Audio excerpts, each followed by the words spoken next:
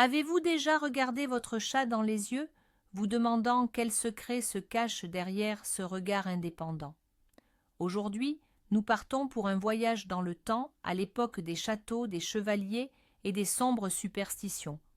Une époque où votre adorable matou, ronronnant, pouvait être déclaré suppôt du diable et condamné au bûcher. Mais, dans le même temps, ce même chat pouvait être la muse d'un poète moine ou même figurer en symbole sur un blason de chevalier. C'est l'incroyable histoire, pleine de contradictions, des chats au Moyen-Âge. Nous allons découvrir comment ces animaux sont passés du statut de chasseurs respectés à celui d'objet de haine populaire et comment cette haine a pu coûter des millions de vies à l'Europe. Préparez-vous, car après cette vidéo, vous ne regarderez plus jamais votre chat de la même façon. Selon vous, qu'y a-t-il de si particulier chez les chats pour susciter de telles émotions, allant de l'adoration à la terreur mortelle? Écrivez votre première idée dans les commentaires dès maintenant. Pour comprendre toute la tragédie qui s'est jouée au Moyen-Âge, nous devons faire un pas en arrière. Dans l'Égypte ancienne, les chats étaient vénérés, littéralement divinisés. La déesse Bastée, à tête de chat, était le symbole du foyer, de la fertilité et de la joie. Tuer un chat était puni de mort. À Rome, le chat était le symbole de la liberté et de l'indépendance. On le représentait souvent aux côtés de la déesse Libertas. C'étaient des compagnons utiles, protégeant les greniers des rongeurs. Les légionnaires romains les emmenaient avec eux dans leurs campagnes à travers l'Europe, contribuant ainsi à leur diffusion.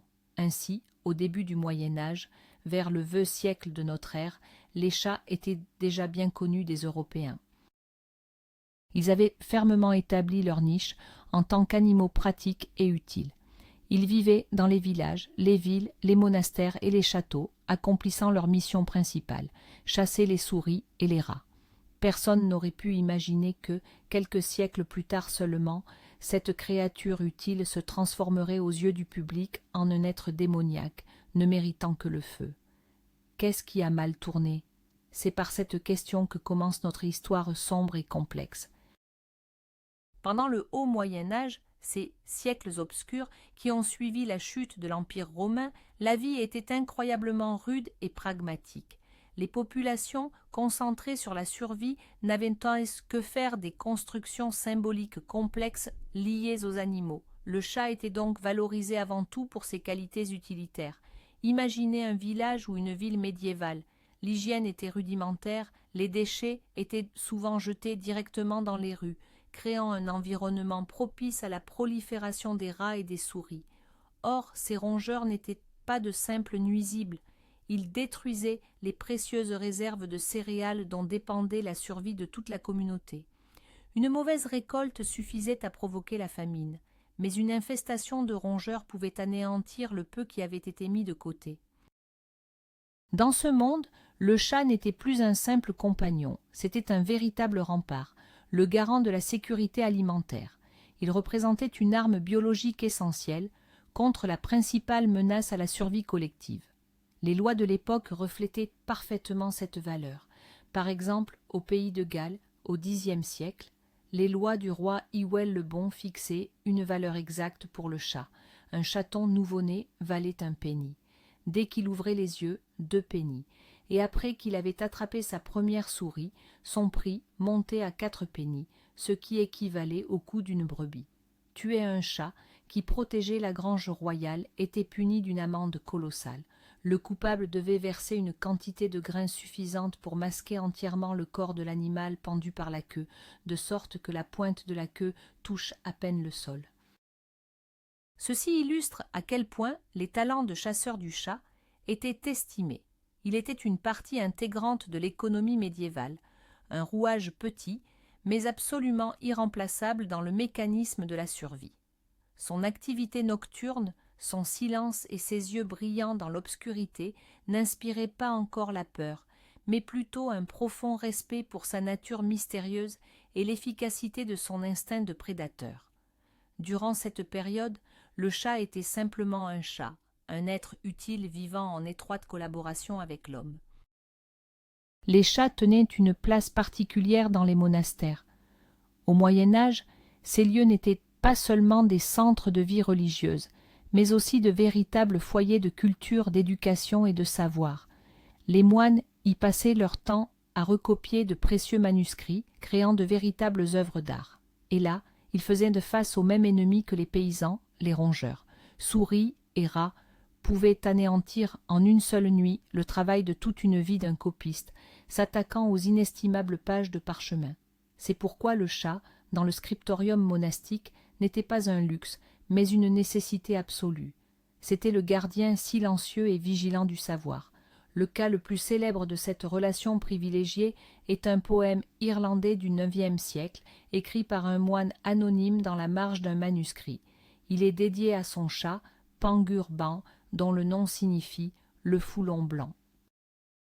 Dans cette œuvre touchante, le moine compare son labeur à celui de son animal. Il écrit « Mon chat, Pangurban, et moi, nous avons un art similaire. Il traque les souris, et moi, je traque les mots. » Il décrit la joie du chat lorsqu'il capture une souris entre ses griffes, une joie identique à celle que ressent le moine quand il parvient à résoudre une épineuse question théologique.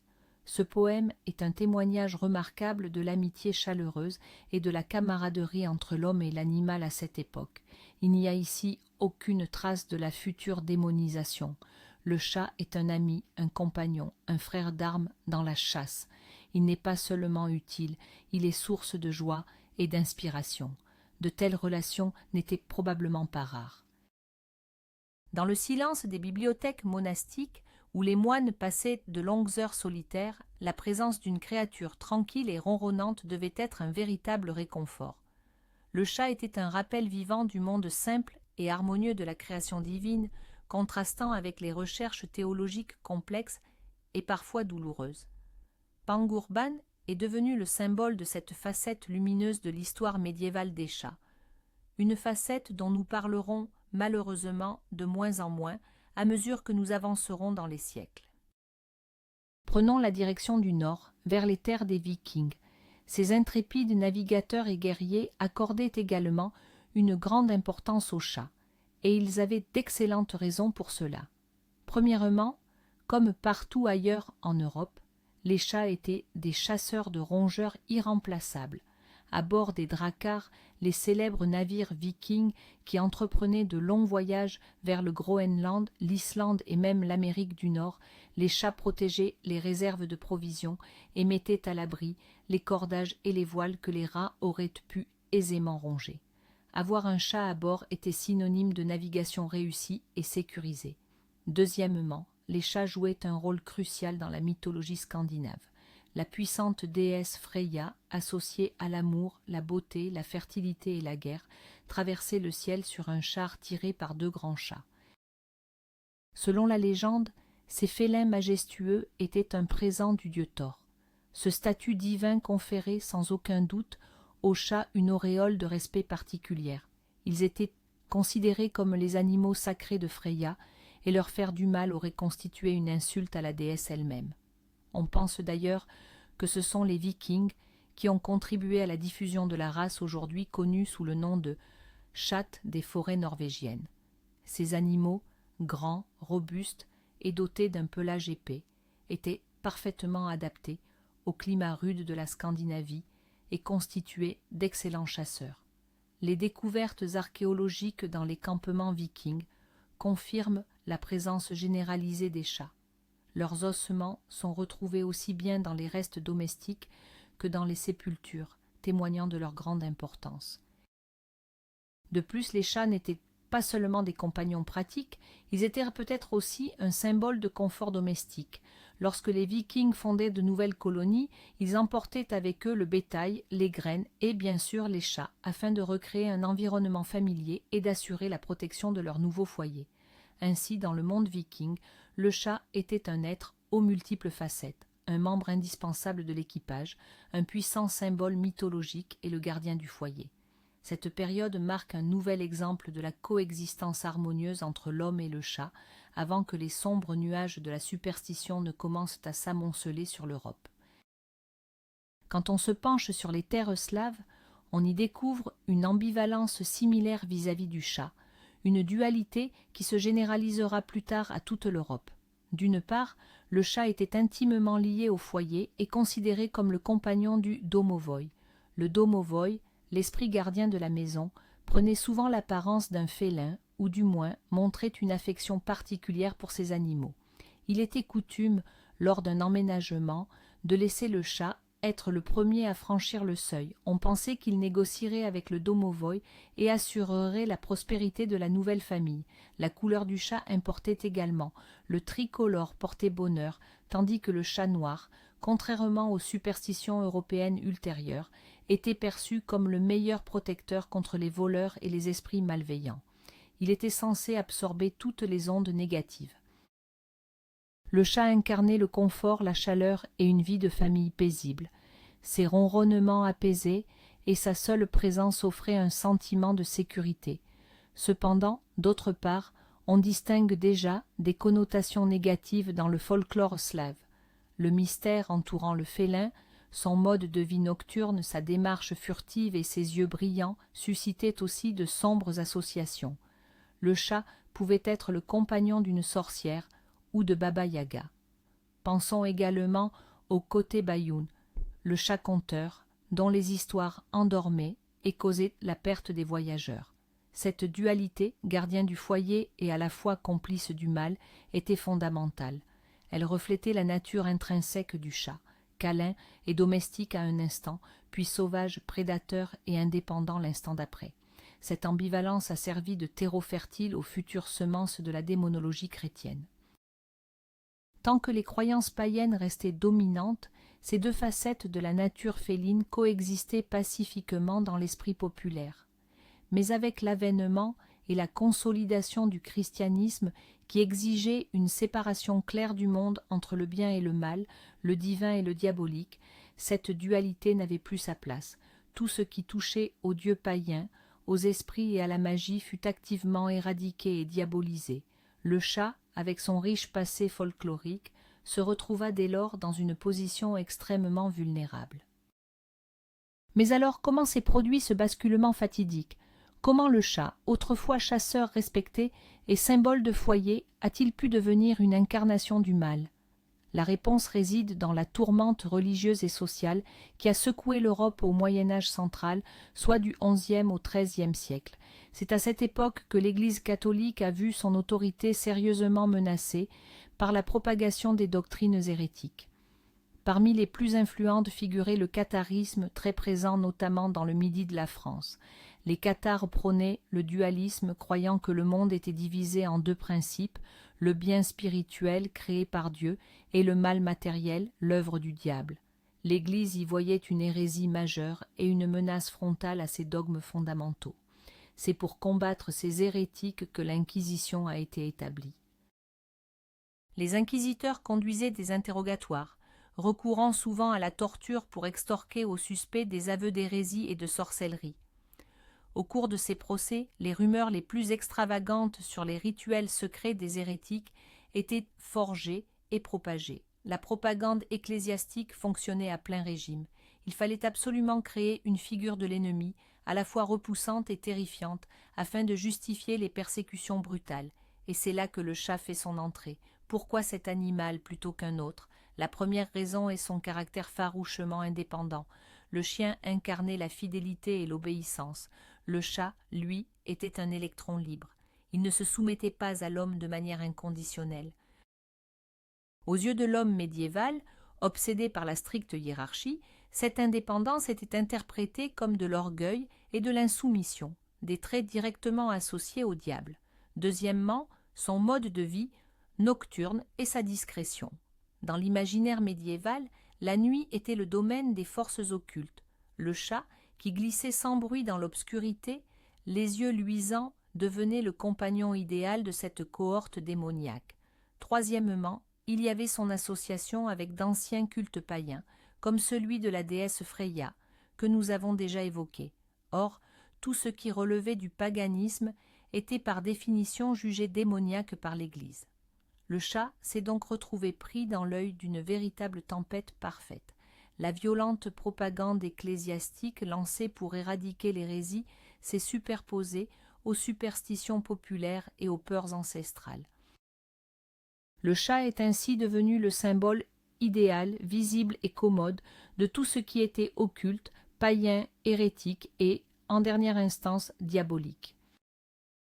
L'une des pages les plus tragiques de la diabolisation du chat fut son association involontaire avec les cathares.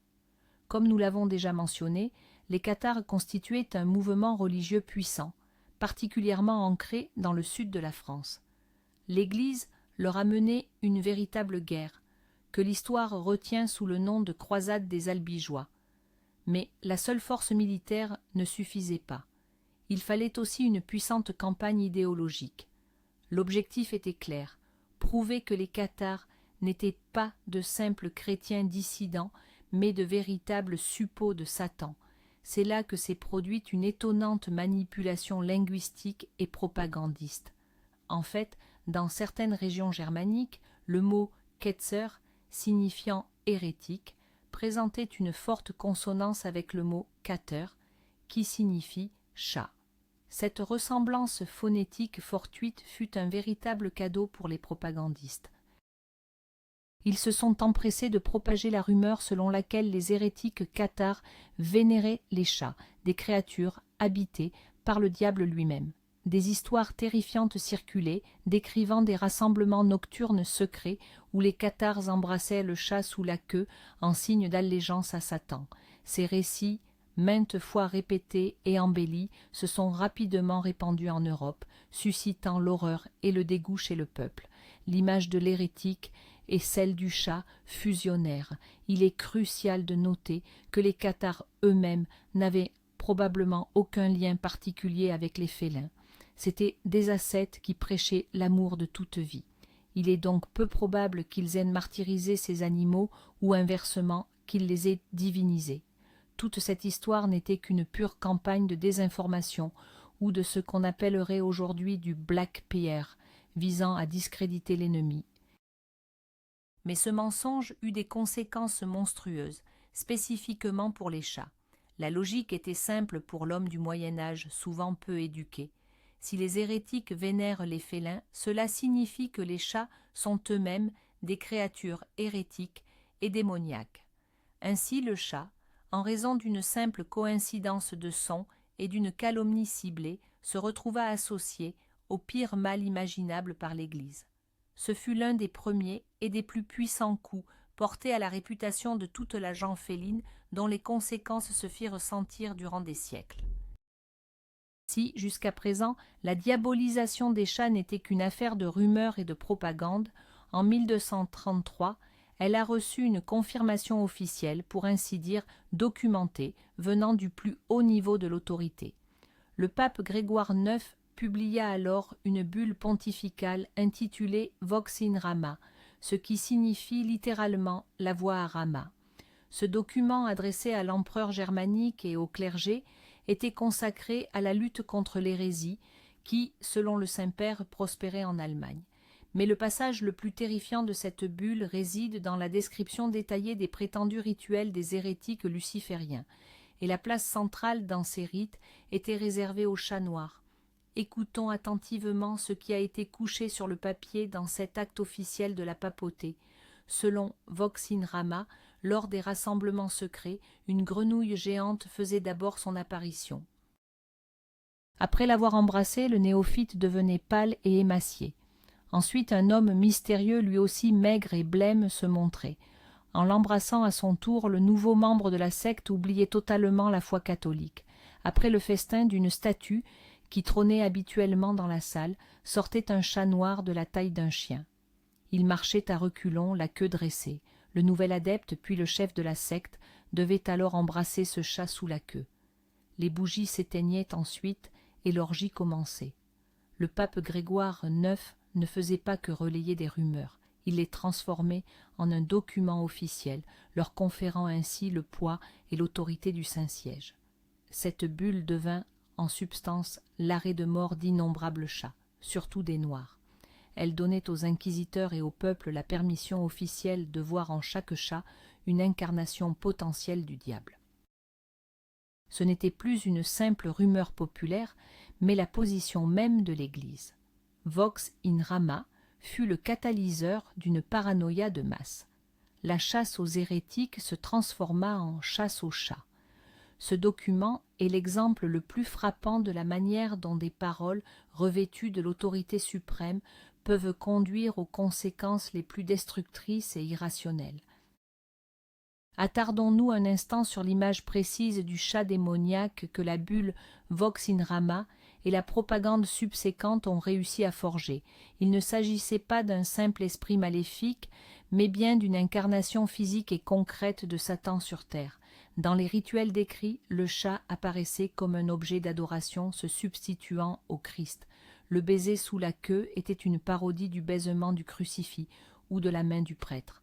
La couleur noire du chat, autrefois considérée comme protectrice dans certaines cultures, était désormais interprétée sans ambiguïté comme la couleur des ténèbres, du péché et du diable. La taille du chat, celle d'un chien, devait souligner sa nature monstrueuse et contre-nature.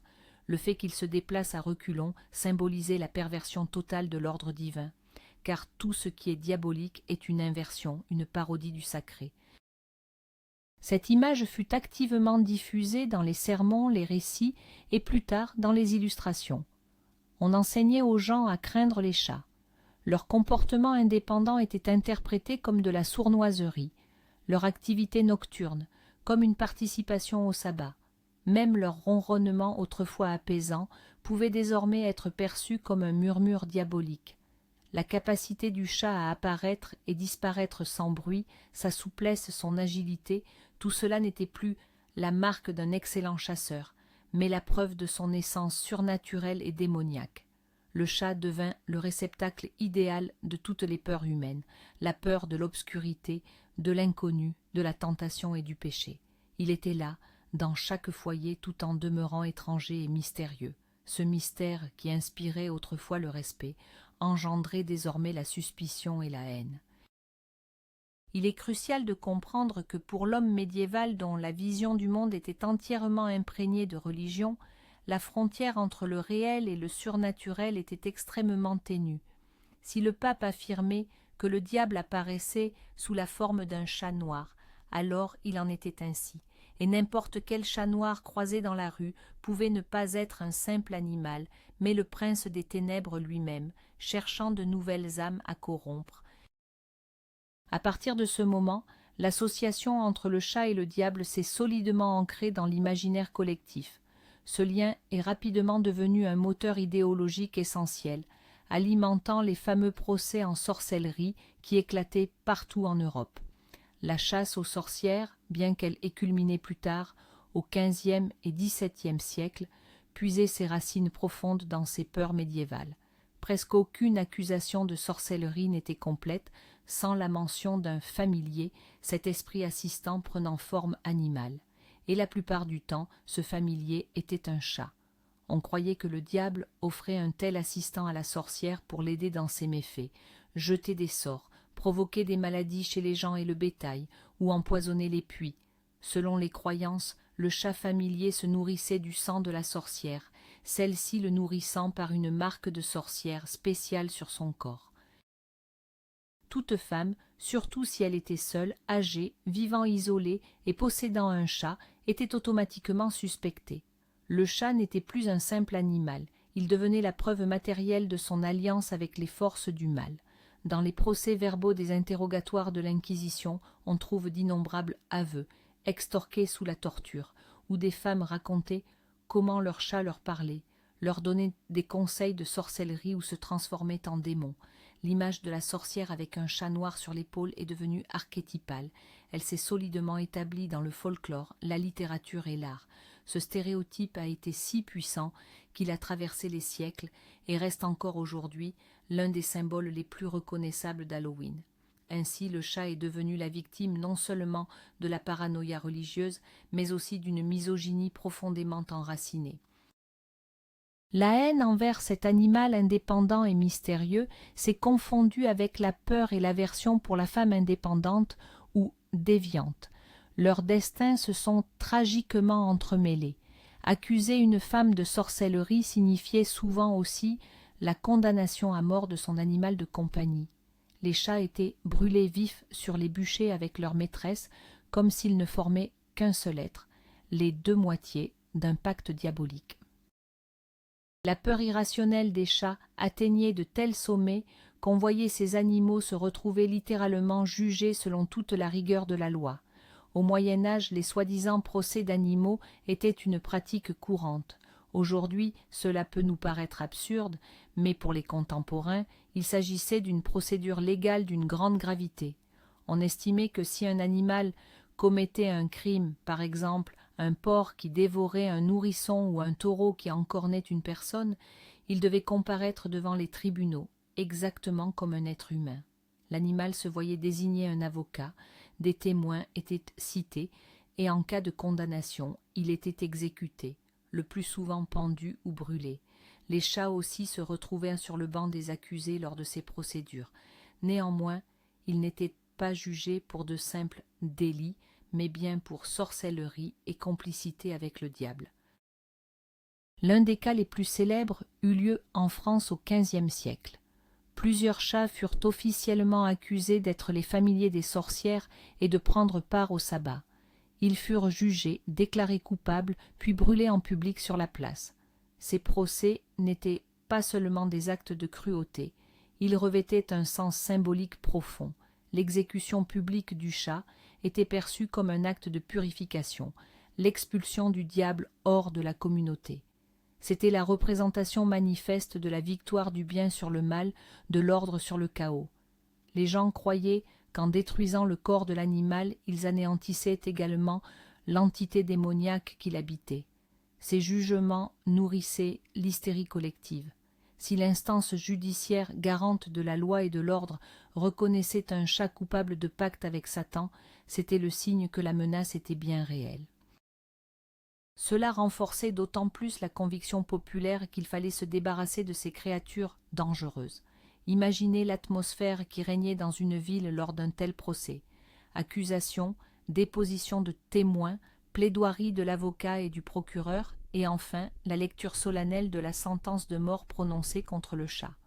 C'était un véritable théâtre de l'absurde, mais pour les participants et les spectateurs, il s'agissait d'un drame d'une gravité mortelle, confirmant leur peur et leurs superstitions les plus sombres. Les procès n'étaient en fait que la partie émergée de l'iceberg. Dans la vie de tous les jours, cette peur du chat a donné naissance à une quantité phénoménale de superstitions dont beaucoup sont étonnamment tenaces aujourd'hui encore. La plus célèbre d'entre elles est bien sûr celle du chat noir qui traverse la route. Dans l'Europe médiévale, c'était un signe infaillible de malheur. Pourquoi ? Simplement parce que les gens croyaient qu'il ne s'agissait pas d'un simple chat, mais du diable lui-même, ou d'une sorcière déguisée qui coupait votre chemin pour vous nuire. Pour éviter la catastrophe, il fallait cracher par-dessus son épaule, croiser les doigts ou carrément faire demi-tour. On disait aussi que les chats pouvaient voler le souffle des bébés endormis, propager des maladies ou même provoquer des tempêtes en mer. Si un chat sautait sur le lit d'un malade, c'était l'annonce d'une mort imminente. Ils étaient associés non seulement aux sorcières, mais aussi aux hérétiques, aux lépreux et à tous les autres parias de la société. Le moindre comportement étrange de la part d'un chat était interprété comme un mauvais présage. Même un simple ronronnement, comme nous l'avons mentionné, pouvait être perçu comme sinistre. Ces superstitions se sont transmises de génération en génération, s'enrichissant de détails toujours plus effrayants. Elles sont devenues une partie intégrante de la culture populaire, un élément fondamental de la vision du monde, et elles ont eu des conséquences bien réelles et tragiques. Les populations ont commencé à se débarrasser massivement des chats. Ils étaient noyés, brûlés, lapidés ou jetés du haut des clochers. Les chats noirs étaient, bien sûr, les plus visés, mais n'importe quel animal pouvait devenir suspect. Le chat domestique, autrefois protecteur et compagnon, s'est transformé en un ennemi qu'il fallait anéantir. Cette guerre irrationnelle contre toute une espèce, alimentée par la peur et l'ignorance, s'est propagée à de nombreuses régions d'Europe. Sans le savoir, les gens brisaient un équilibre écologique fragile, établi depuis des siècles. Ils éliminaient les prédateurs naturels des rongeurs, et les conséquences de cet acte irréfléchi ne se sont pas fait attendre. Parmi les manifestations de haine les plus sauvages et les plus cruelles envers les chats, on trouve les massacres rituels organisés lors des grandes fêtes populaires. La ville d'Ypres, en Flandre, aujourd'hui en Belgique, a acquis une notoriété particulièrement sinistre. Là-bas existait une tradition appelée Kattenstoot, ou procession des chats. Durant la fête de la ville, des chats vivants étaient jetés du haut du beffroi. Cet usage barbare symbolisait, selon diverses interprétations, l'expulsion des mauvais esprits hors de la cité, ou était lié à d'anciens rites païens qui furent plus tard réinterprétés dans un cadre chrétien. Les chats, considérés comme l'incarnation du mal et de la sorcellerie, devaient être exécutés publiquement pour garantir la prospérité et la sécurité de la ville. Cette tradition dura plusieurs siècles et ne fut abolie qu'au début du XIXe siècle. Des rituels cruels similaires existaient ailleurs en Europe. En France, par exemple, il était coutume de brûler des chats lors de la fête du solstice d'été, la Saint-Jean. À Paris, sur la célèbre place de Grève, on dressait un haut poteau sous lequel était allumé un bûcher. Plusieurs dizaines de chats étaient enfermés dans une cage ou un sac spécial et hissés au-dessus des flammes. Les animaux périssaient alors dans d'atroces souffrances, souvent sous les cris et les huées de la foule. Il arrivait parfois que le roi lui-même assiste à ces exécutions. On croyait que les hurlements des chats en train de brûler chassaient les mauvais esprits et apportaient la bonne fortune. Ces rituels sont un témoignage effroyable du degré de déshumanisation atteint dans le traitement des félins. On leur retirait le statut d'être vivant capable de ressentir la douleur. Ils étaient réduits à de simples symboles, des objets rituels qu'il était permis, voire nécessaire, de détruire pour le bien de la société. Les exécutions de masse des chats étaient un véritable phénomène social. Elles permettaient de souder la communauté, d'évacuer l'agressivité et les peurs accumulées et servaient de confirmation publique aux valeurs et croyances dominantes. Pour la population féline d'Europe, ce fut une véritable catastrophe. Et c'est ainsi qu'au milieu du XIVe siècle, l'Europe a été frappée par l'une des pires catastrophes de l'histoire humaine, la peste noire, une pandémie de peste bubonique. En quelques années seulement, elle a décimé, selon diverses estimations, entre 30 et 60% de la population du continent. Les villes se vidaient, les structures sociales et économiques s'effondraient. Les populations, terrifiées, ne comprenaient pas la cause de la maladie et la voyaient comme un châtiment divin. Aujourd'hui, nous savons que les principaux vecteurs de la bactérie de la peste étaient les puces qui parasitaient les rats noirs. Et c'est ici que réside la terrible ironie de l'histoire.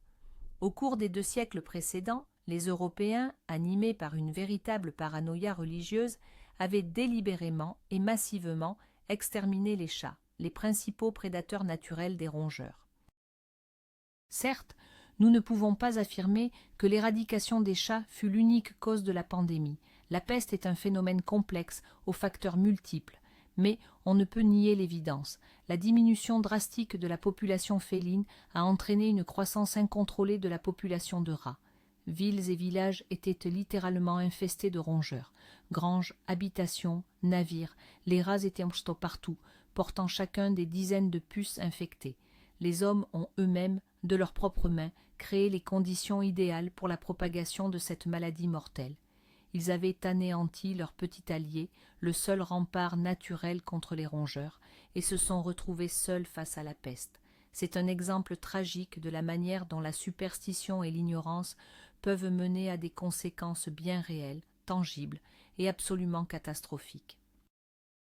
Ces gens qui brûlaient les chats pour chasser le diable ouvraient en réalité la porte à la véritable peste, celle biologique de la bactérie. L'histoire ne connaît pas le conditionnel, mais il est difficile de ne pas se demander combien de millions de vies auraient pu être épargnées si l'attitude envers les chats en Europe avait été différente, s'ils avaient continué à être appréciés comme chasseurs au lieu d'être pourchassés comme des démons. Cette tragédie fut une leçon cruelle que l'humanité a dû apprendre à ses dépens. Au plus fort de l'épidémie de peste, le désespoir s'empara des populations. On cherchait des coupables. Une foule de gens furent accusés de propager la maladie, les juifs, les lépreux, les sorcières. Cependant, avec le temps, certains commencèrent peut-être à remarquer un détail crucial. Dans les maisons ou les quartiers où les chats, malgré la persécution, avaient été épargnés, la peste faisait moins de ravages. les gens voyaient que les chats chassaient les rats et que ces rongeurs étaient étrangement liés à la maladie. Une chaîne logique, bien que lente, commença à se former dans les esprits. Bien sûr, l'illumination ne fut pas instantanée. Les vieilles superstitions étaient trop ancrées. Beaucoup continuaient de blâmer les chats, les accusant d'être eux-mêmes les vecteurs du fléau. Mais petit à petit, très lentement, le pendule de l'opinion publique se mit à osciller. Face à la terrible réalité de la mort, les gens commencèrent à accorder plus de valeur à l'utilité pratique qu'aux craintes mystiques. Il fallut des décennies, voire des siècles, pour que la réputation du chat se rétablisse. Une fois que la première vague de peste la plus dévastatrice fut passée, les survivants reconstruisirent le monde. Et dans ce nouveau contexte, le chat fut de nouveau apprécié comme un chasseur de rongeurs indispensable. Les autorités municipales de certaines villes commencèrent même à encourager l'élevage de chats pour le contrôle des populations de rats. Certes, les vieux préjugés ne disparurent pas du jour au lendemain. Les accusations de sorcellerie et le lien avec les sorcières allaient de poursuivre les chats pendant encore très longtemps. Mais la période la plus sombre de leur histoire, celle de l'extermination massive, touchait à sa fin. La mort noire, en décimant des millions d'humains, sauva paradoxalement les chats d'une extinction totale. Elle força les gens à se souvenir du rôle simple et vital que le chat avait joué dans leur existence depuis la nuit des temps. Ce fut un processus de réhabilitation lent et douloureux. Le chat devait reconquérir la confiance et l'affection de l'homme, un chemin long et semé d'embûches. Malgré toute la diabolisation dont il a fait l'objet, il y a un aspect de la vie médiévale où le chat, curieusement, a réussi à se frayer une place de choix, l'héraldique. L'héraldique, ce système d'armoiries et d'emblèmes, est né au Moyen-Âge afin d'identifier les chevaliers sur le champ de bataille ou lors des tournois. Chaque symbole sur un blason avait sa propre signification, et c'est ainsi qu'au milieu des lions, des aigles, des griffons et des dragons, on croise parfois un chat. Comment une créature prétendument diabolique pouvait-elle se retrouver sur l'écu d'un noble chevalier? C'est simple.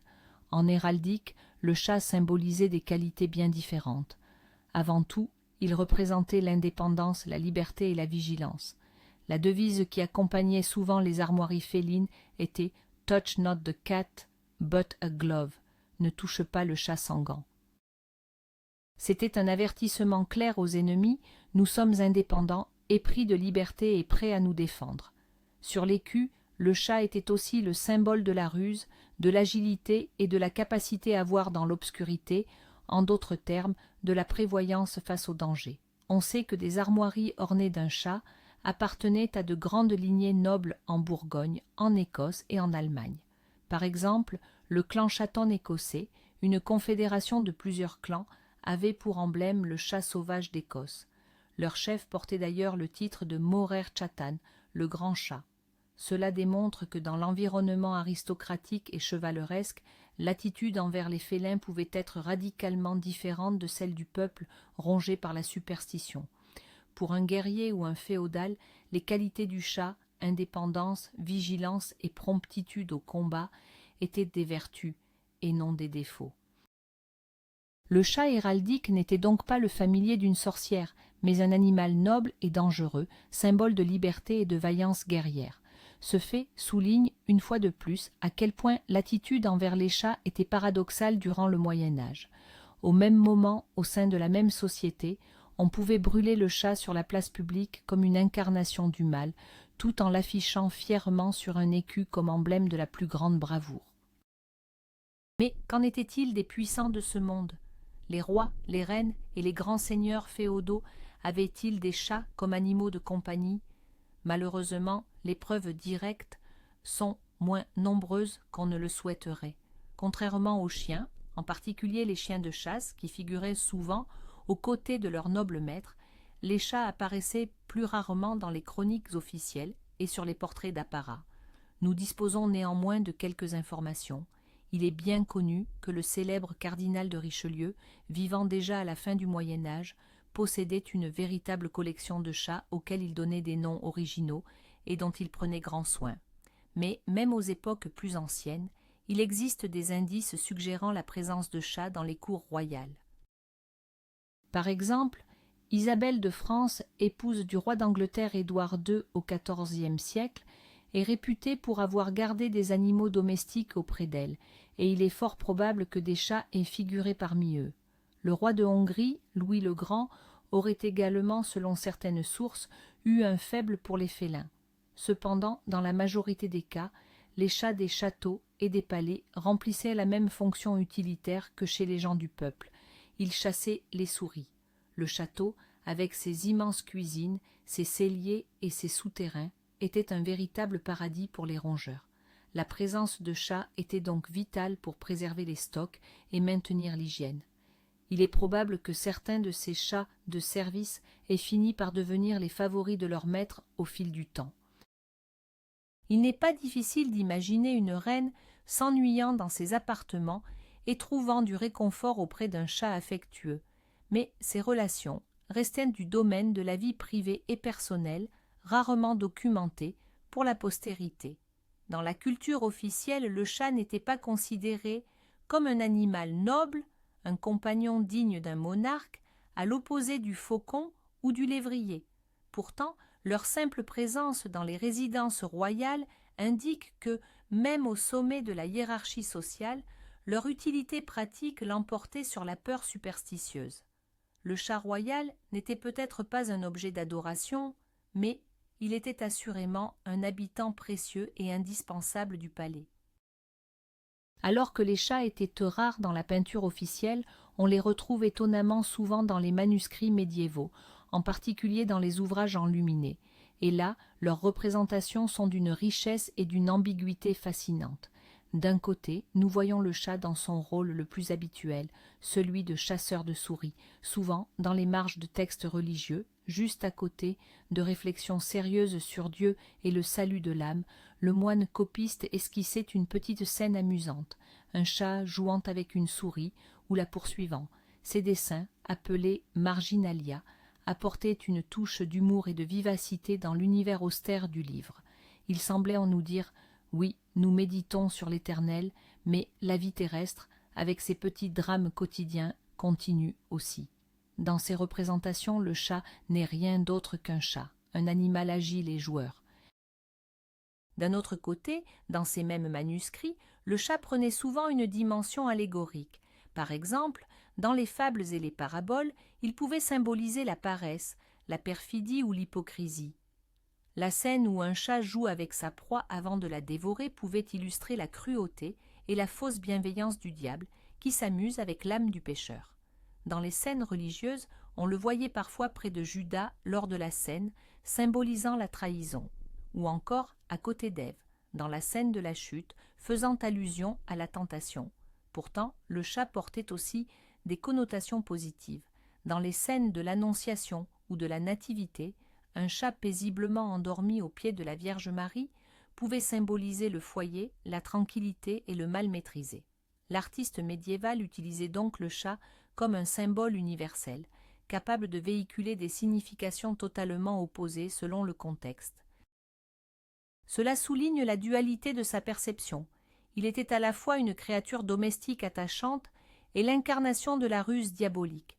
L'étude de ces miniatures nous offre ainsi une occasion unique de sonder l'esprit médiéval et de comprendre à quel point le monde animal était complexe et multiforme pour l'homme de cette époque. Les chats ont laissé leur empreinte non seulement dans les arts visuels, mais aussi, et de manière significative, dans la littérature médiévale. Au-delà du poème sur Pangurban déjà mentionné, on trouve une multitude d'autres œuvres où les félins jouent un rôle crucial. L'une des références les plus célèbres est sans doute le roman de Renard. Ce cycle de récits satiriques qui connut un immense succès dans la France des XIIe et XIIIe siècles. Si le héros principal est le rusé Goupil Renard, l'un de ses adversaires récurrents n'est autre que le chat Tibère.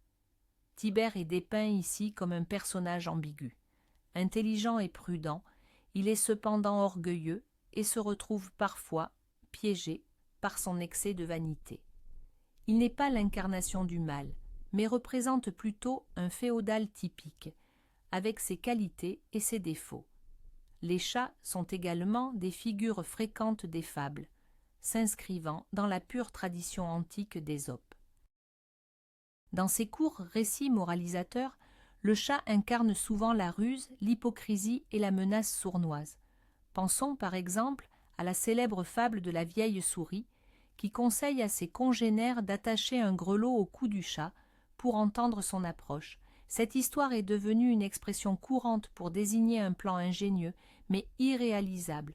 En Angleterre, au XIVe siècle, Geoffrey Chaucer fait lui aussi référence aux chats dans ses contes de Canterbury, les utilisant comme de simples touches dans ses tableaux de mœurs qui décrivent la vie quotidienne de l'époque.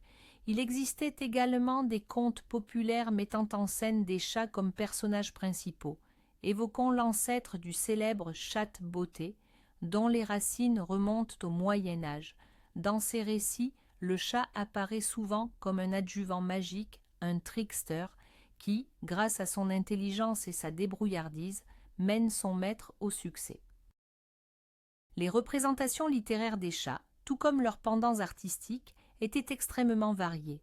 Elles reflétaient tout l'éventail des sentiments humains à l'égard de ces animaux, de la sympathie et du respect pour leur agilité, jusqu'à la méfiance et la peur de leur malignité. La littérature a à la fois enregistré et façonné l'opinion publique. Dans son miroir, on retrouve cette même ambivalence, cette attitude double et contradictoire envers cette créature énigmatique qui partage la vie des hommes. Compte tenu de cette relation ambivalente avec les chats, allant de leur grande utilité pratique jusqu'à la démonisation pure et simple, il n'est pas surprenant que leur statut juridique au Moyen Âge ait été particulièrement fluctuant. Comme nous l'avons vu, les premiers codes barbares, comme ceux du pays de Galles par exemple, accordaient une grande importance au chat chasseur de souris et prévoyaient de lourdes amendes en cas de son meurtre. Ces lois reposaient sur une approche purement utilitariste. Le chat est un bien précieux dont toute dégradation doit être compensée. Des dispositions similaires existaient dans d'autres régions d'Europe. En Saxe, par exemple, le vol d'un chat entraînait une amende. Ces législations protégeaient l'animal non pas en tant qu'être vivant, mais en tant qu'actif utile appartenant à un maître. Cependant, avec la montée de la démonisation des félins, leur statut juridique commença à évoluer. Si un chat était perçu comme le familier d'une sorcière ou l'incarnation du diable, il sortait immédiatement du champ légal.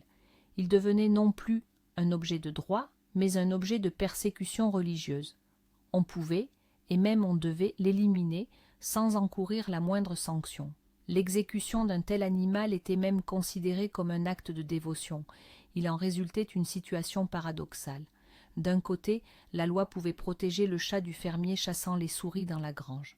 De l'autre, le droit ecclésiastique, lui, exigeait la destruction du chat, appartenant à la vieille femme isolée et suspectée de sorcellerie. Tout dépendait donc du contexte et de la manière dont l'animal était perçu, bien utile ou suppôt du diable. Il n'existait pas de législation animale unique et universelle. Le droit était fragmentaire et souvent plein de contradictions. Les lois séculières régissant la propriété cohabitaient avec des ordonnances ecclésiastiques fondées sur des dogmes théologiques. Cette incertitude juridique reflétait la confusion générale des esprits de l'époque et rendait la situation des chats extrêmement précaire. Leur destin ne dépendait pas de lois stables, mais bien plus des préjugés, des rumeurs et du zèle religieux de leur entourage. Le chat de navire jouait un rôle capital et constant tout au long du Moyen Âge. À cette époque, la navigation était longue, périlleuse et vitale pour le commerce et l'exploration. Sur chaque navire, qu'il s'agisse d'une lourde cogue marchande ou d'une galère de combat, on trouvait presque systématiquement un ou même plusieurs félins. Les raisons de cette présence étaient éminemment pragmatiques. Premièrement, la protection des provisions. Les navires embarquaient des vivres pour des mois. Or, les rats et les souris à bord pouvaient anéantir ces stocks en un rien de temps, menaçant l'équipage de famine. Le chat était la seule parade fiable contre cette menace rongeuse. Deuxièmement, la préservation du navire lui-même. Les rongeurs s'attaquaient à tout, cordages, voiles, structures en bois. Endommager le gréement en pleine mer équivalait à s'exposer à une catastrophe. Le chat n'était donc pas un simple dératiseur, mais un véritable garant de la sécurité et de l'intégrité du vaisseau. Troisièmement, les marins, par nature très superstitieux, conféraient aux félins des propriétés mystiques. On disait que la présence d'un chat à bord était gage de bonne fortune. Il était capable de prédire la météo grâce à son comportement. S'il se montrait joueur, l'équipage s'attendait à de bons vents. S'il éternuait, c'était signe de pluie. Et s'il se léchait la moustache à contresens, le risque d'une tempête était imminent. Tuer un chat de bord était perçu comme un péché capital, susceptible d'attirer sur le navire tempêtes et naufrages.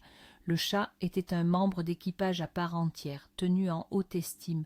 Même s'il vivait dans des conditions très éloignées du confort domestique, il était respecté et protégé. Fait intéressant, sur l'espace isolé du navire, au sein de cet environnement exclusivement masculin, les superstitions terrestres concernant les sorcières et le diable semblaient ne pas avoir prise. La vie en mer dictait ses propres lois, privilégiant l'utilité pratique et les traditions éprouvées. Le chat de navire était donc un symbole de survie, de chance et d'ordre. C'est d'ailleurs grâce aux explorateurs et aux marins que les chats se sont répandus sur tous les continents et les îles du monde. Tandis qu'à terre, on les brûlait souvent sur des bûchers, en mer, ils étaient des talismans et des auxiliaires indispensables, contribuant ainsi, à leur manière, à l'ère des grandes découvertes. La perception du chat au Moyen Âge, ainsi que son rôle, dépendait fortement de son environnement. Vivait-il à la ville ou à la campagne? Dans le monde rural, intimement lié à l'agriculture, l'approche utilitaire du chat persistait et était plus marquée. Le paysan voyait avant tout en lui un gardien essentiel des récoltes. C'était un allié précieux dans la lutte incessante contre les rongeurs. À la campagne, où les communautés étaient plus soudées et où tout le monde se connaissait, les rumeurs de sorcellerie peinaient à se propager. Bien sûr, les superstitions populaires étaient présentes, mais elles s'inscrivaient dans un folklore ancien et n'atteignaient pas toujours la virulence observée dans les cités. Le chat des champs était une créature semi-sauvage. Il vivait près de la maison, mais chassait seul pour se nourrir.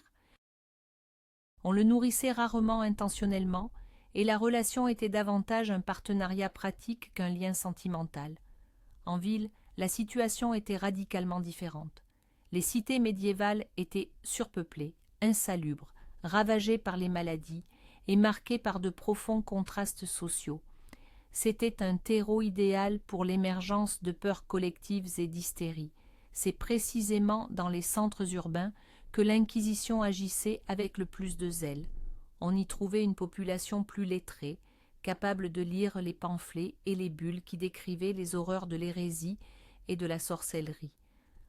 Le chat citadin, vivant en contact étroit avec les humains, devenait plus souvent un objet de suspicion. Tandis qu'à la campagne, une femme seule possédant un chat faisait partie du décor, en ville, elle pouvait rapidement devenir la cible de dénonciations et de persécutions. De plus, les villes abritaient un plus grand nombre de chats errants qui se regroupaient en meutes. Ces meutes, rôdant dans les rues la nuit, suscitaient la peur et étaient facilement associées aux forces démoniaques. La ville était le foyer d'où se propageaient les idées nouvelles, y compris celle de la nature démoniaque du chat. Cette mode de haine se répandit progressivement dans les campagnes, mais le bon sens pratique des villageois résista plus longtemps à cette vague d'irrationalité et de peur. La médecine médiévale, avec sa théorie des 4 humeurs, le sang, la flegme, la bile jaune et la bile noire, était, on le sait, très éloignée de toute approche scientifique des maladies. Du coup, le rôle du chat y était aussi ambivalent et contradictoire que dans toutes les autres sphères de la vie quotidienne. D'un côté, les chats étaient parfois utilisés à des fins purement curatives. On trouvait des recettes et des préparations qui nécessitaient des parties du corps de l'animal comme ingrédients pour fabriquer des remèdes. Par exemple, la graisse de chat passait pour soigner la goutte, tandis que la poudre de fiente de chat séché était censée guérir d'autres maux. Aujourd'hui, cela nous semble barbare, mais à l'époque, utiliser des animaux dans la pharmacopée était une pratique courante. Dans ce contexte, le chat n'était qu'une ressource biologique dénuée de toute aura mystique. Mais inversement, on accusait souvent les chats de propager des maladies et des maux. On racontait notamment qu'ils pouvaient détourner le souffle d'un nourrisson, provoquant ainsi l'étouffement. On prétendait que les sorcières, aidées de leurs chats familiers, envoyaient des fléaux sur les humains et le bétail. La laine du chat était réputée vénéneuse et sa fourrure elle-même pouvait rendre malade. Pendant les grandes épidémies, notamment la peste noire, les chats et les chiens étaient souvent massacrés car ils étaient vus comme des vecteurs de contagion. Les gens, ignorant tout des mécanismes réels de transmission des infections, agissaient par peur et par pur préjugé.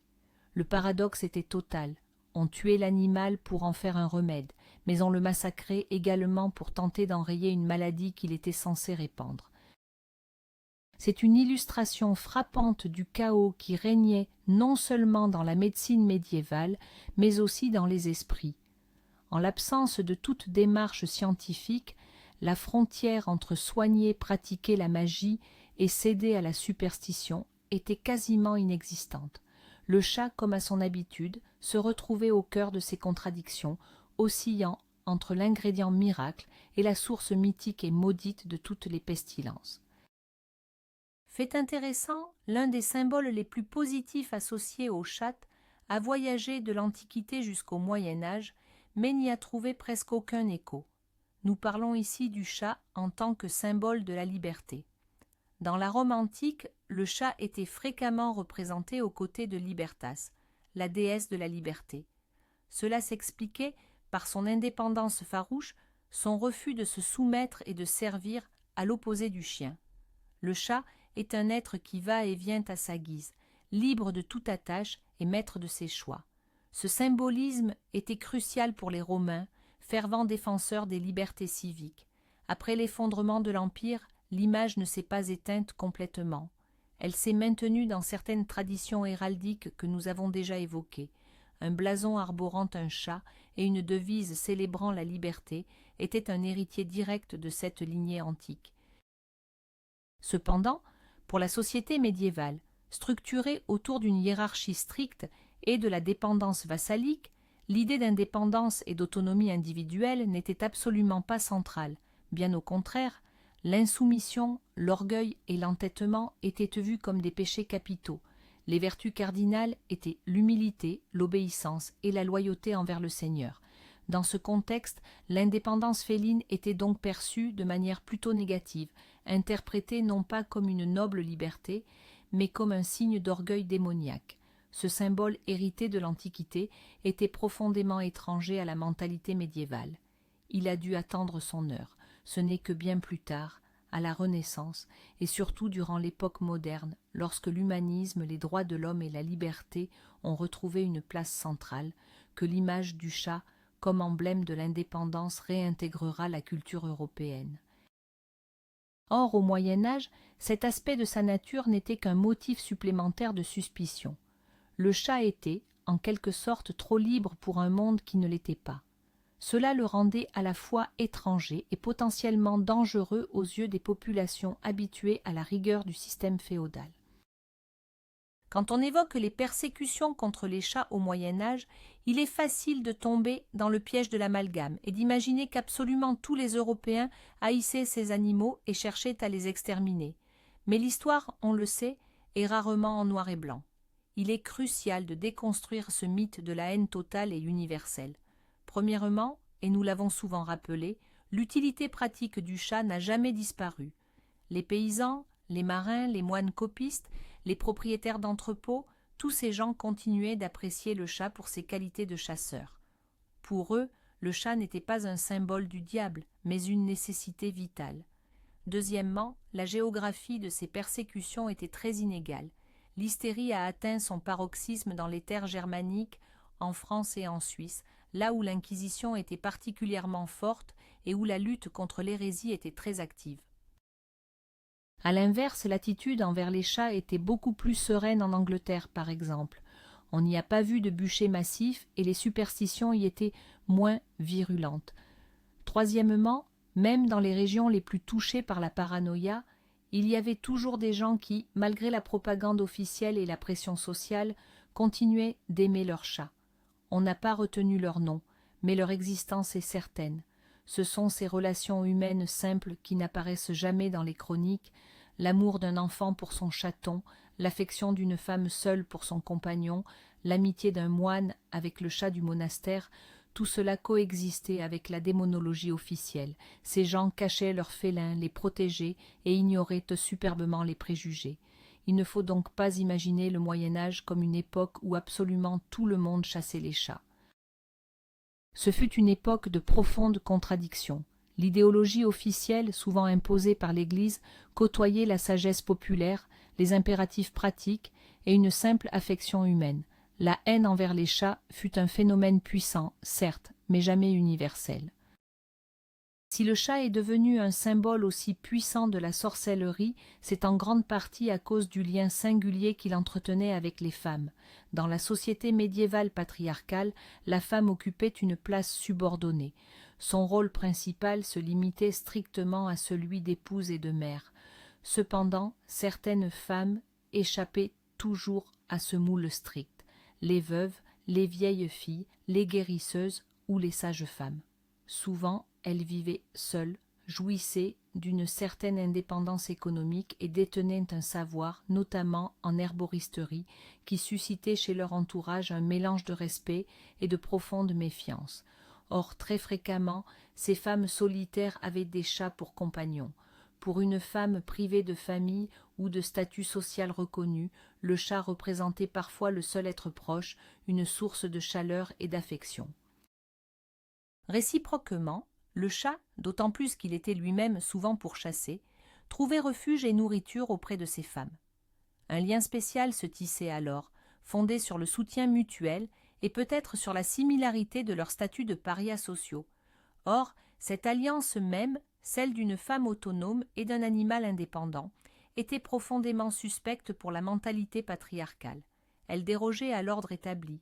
Une femme se devait d'être auprès de son mari, pas avec un chat. Un chat devait chasser les souris et non être l'objet de caresses et de soins. Ce tandem était perçu comme contre-nature, déplacé et par conséquent diabolique. Une femme qui maîtrisait sa propre vie et un chat qui ne se soumettait à personne, tous deux défiaient l'hiérarchie existante. C'est pourquoi, lorsque la chasse aux sorcières a commencé, ces femmes et leurs animaux de compagnie furent les premières cibles. Le lien femme-chat fut criminalisé et totalement diabolisé. Il ne s'agissait pas seulement de combattre la sorcellerie, mais de réprimer l'indépendance féminine, et le chat, pour son malheur, s'est retrouvé le symbole même de cette autonomie détestée. Même dans l'architecture médiévale, les chats ont laissé leur empreinte, si modeste soit-elle. On parle ici des fameuses chatières. Il s'agissait de petites ouvertures pratiquées au bas des portes, des murs ou des portails. Leur rôle était d'une simplicité absolue, permettre au chat de circuler librement dans la maison, la grange ou le monastère, sans dépendre des humains, pour lui ouvrir ou lui fermer le passage. Cette invention, si rudimentaire, est très révélatrice. Premièrement, elle confirme que les chats étaient gardés à l'intérieur spécifiquement pour la lutte contre les rongeurs. Le chat devait pouvoir accéder à tous les recoins où les souris pouvaient se cacher.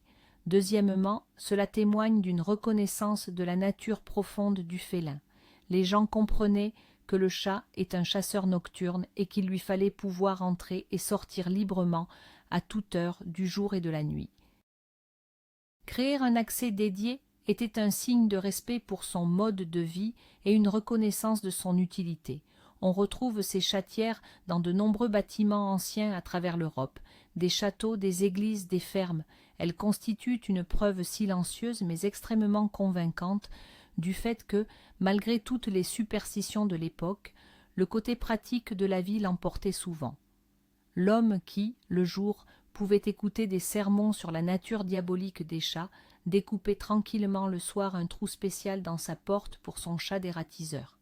Ce minuscule élément architectural est le symbole de cette dualité que nous évoquons sans cesse.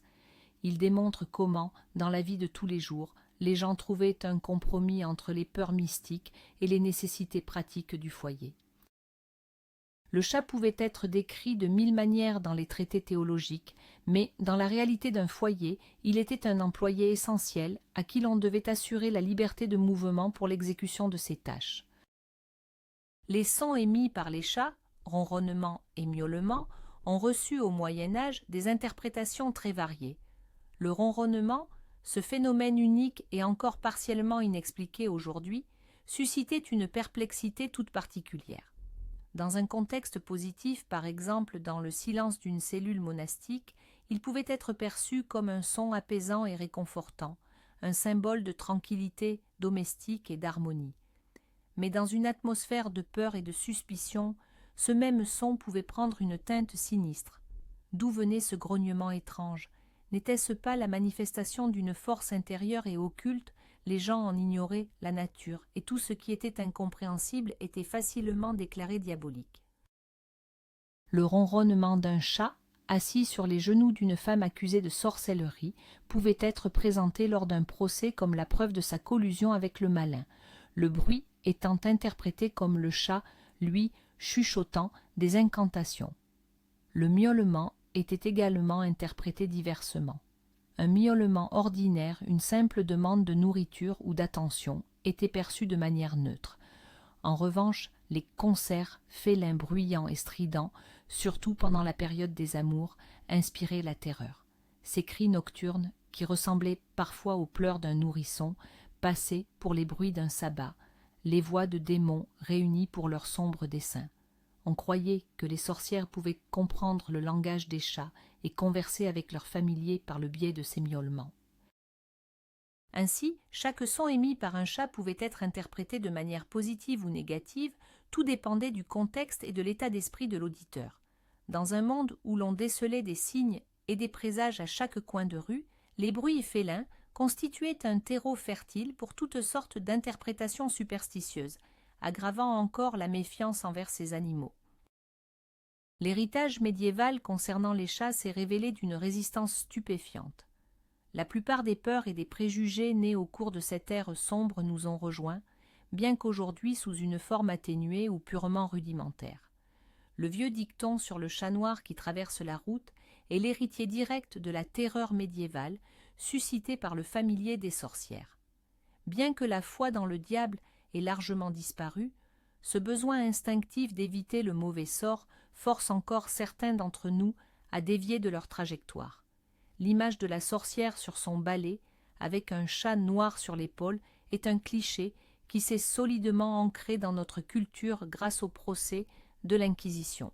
On le retrouve dans les contes pour enfants, les films et même sur les cartes d'Halloween.